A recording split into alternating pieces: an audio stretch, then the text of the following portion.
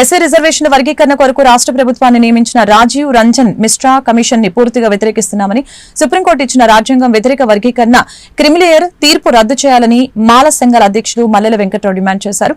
శనివారం మంగళగిరి పట్టణంలోని press club నందు జరిగిన విలేకరుల సమావేశంలో మాల మహాసభ వ్యవస్థాపకులు మల్లెల వెంకట్రావు మీడియాతో మాట్లాడారు.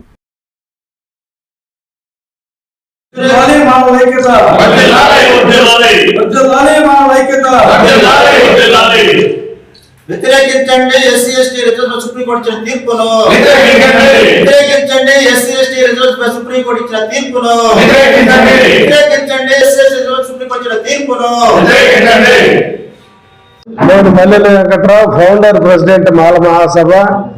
ఈ పత్రికా విలేకరుల సమావేశంలో మాల మహానాడు జాతీయ అధ్యక్షులు చేకటపల్లి మంగరాజు, మాల మహానాడు రాష్ట్ర అధ్యక్షులు గోదా జాన్పాల్, మాల మహానాడు రాష్ట్ర అధ్యక్షులు బేతాల శరత్బాబు, దళిత సంఘాల ఐక్యవేదిక జాతీయ అధ్యక్షులు చప్పిడి వెంగళరావు, అంబేద్కర్ ఆవాజ్ యోజన సంఘం జాతీయ అధ్యక్షులు దండేల కృష్ణ, జై భీమ్ పీపుల్స్ జేఏసీ జాతీయ అధ్యక్షులు అంబటి కొండలరావులు పాల్గొన్నారు. దీంట్లో దళిత మహాసభ నాయకులు పొలిమెట్ల దేవకాంతారావు గారు. ఈ ప్రెస్ మీట్ ముఖ్య ఉద్దేశం గత ఆగస్టు నెలలో ఎస్సీ ఎస్టీల వర్గీకరణకు సంబంధించిన అంశంలో సుప్రీంకోర్టు ఇచ్చిన తీర్పుని ఆధారంగా చేసుకొని నిన్న రాష్ట్ర ప్రభుత్వం ఈ రాష్ట్రంలో కూడా షెడ్యూల్ కులాలను వర్గీకరించే క్రమంలో భాగంగా ఒక కమిషన్ వేయటం జరిగింది.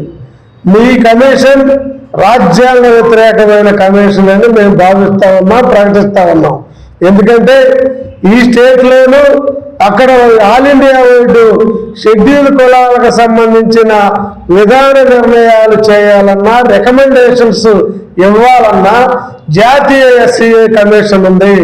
అదేవిధంగా ఇక్కడ రాష్ట్రంలో స్టేట్ ఎస్సీ కమిషన్ ఉండగా ఒక రిటైర్డ్ ఐఏఎస్ ఆఫీసర్ను తీసుకొచ్చి అది షెడ్యూల్ కులాల పట్ల ముఖ్యంగా అంబేద్కర్ ఐడియాలజీ ఉన్న ఈ సమాజంలో ఉన్న మాలల పట్ల వ్యతిరేక భావాలున్న ఒక బ్రాహ్మణుడైన వ్యక్తిని తీసుకొచ్చి ఏకసభ్య ఒక రిటైర్డ్ ఐఏఎస్ ఆఫీసర్ మాలలందరినీ ఇక్కడ ఉన్న ముఖ్యమైన మాల సంఘాల నాయకులందరూ ఈ రోజు ఇక్కడ ఈ పత్రికా విలేకరుల సమావేశం ద్వారా మాలలారా నిద్ర వదలని చెప్తా ఉన్నాం.